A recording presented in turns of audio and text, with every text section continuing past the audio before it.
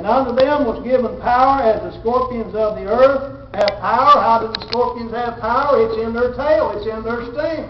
It's following after. In other words, tail represents following after.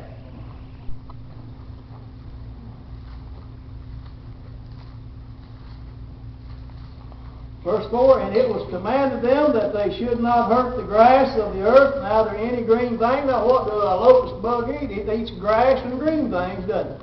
Neither any tree, but only those men which have not the seal of God in their foreheads.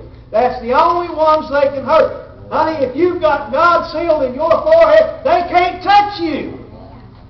But now they can bring a lot of hurt on people that's not where they ought to be with God.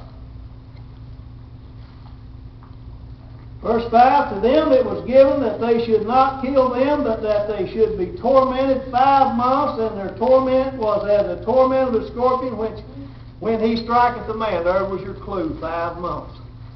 5 months, that's what it's been shortened to. How long was the flood up on the earth? When Noah was in the ark? 5 months, wasn't it? Okay, here you got another clue. The locust army will be on the earth 5 months. There's your clue. So that now we know what to watch for. In verse 6, and in those days shall men seek death, and shall not find it, shall desire to die, and death shall flee from them. And the shapes of the locusts were like unto horses prepared unto battle, and on their heads were as it were the crowns like gold, and their faces were as the faces of men. See, they're not bugs, but the devil's little army. Let's go back to Matthew 24. Verse 23. Then if any man shall say unto you, Lo, here is Christ, or there, believe it not. There's going to be a lot of people running around telling you that Christ is here, He's over there, He's here, you need to come over here, Christ is over here.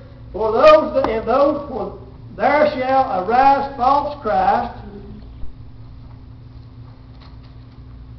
and false prophets, and shall show great signs and wonders, insomuch that if it were possible they should deceive the very elect. We're going to have some men running around on this earth that's going to have great power, and all these people that's running around looking for signs and miracles and stuff all the time, they're going to find themselves in a whole lot of trouble if they're not careful. But it's not possible to deceive the very elect. The very elect are those that get into the Word of God and study and know what's being said and what's going down.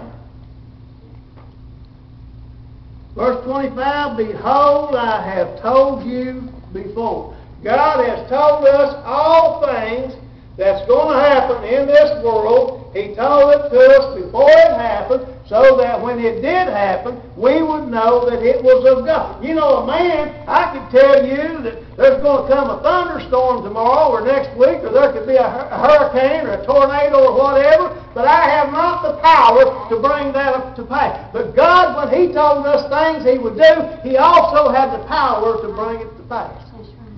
All back in the Old Testament, I read so many times where He even named Cyrus as the man that would build the temple 187 years before the man was even born, if I remember correctly. I may be a little bit off on the numbers, but he has named people hundreds of years before it came to pass and told you what they would do. And when you study the old Bible, you can see it happen just exactly like He said it would. God has the power. He's not hiding anything from His people. The only reason it's hidden is because our people's not getting in and digging out the facts. Verse 26, Wherefore, if they shall say unto you, Behold, He is in the desert, go not forth. Behold, He is in the secret chamber, believe it not. Believe me, friend, when Christ returns, everybody's going to know. It's not going to be a secret. Verse 27, For as the lightning cometh out of the east and shineth even unto the west, so shall also the coming of the Son of Man be. Everybody is going to know when Christ comes. Everybody on the face of this earth will know.